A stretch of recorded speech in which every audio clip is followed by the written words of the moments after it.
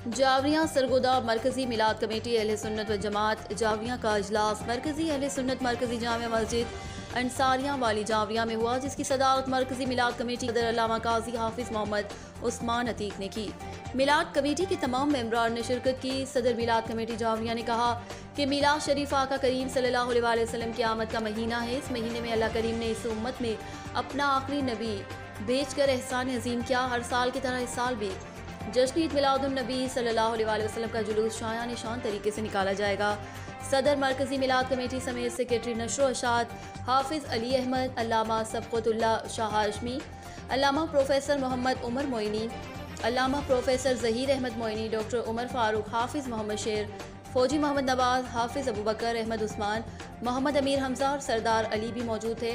Report Zafar Abbas, tehsil reporter Shahpur जावरियां।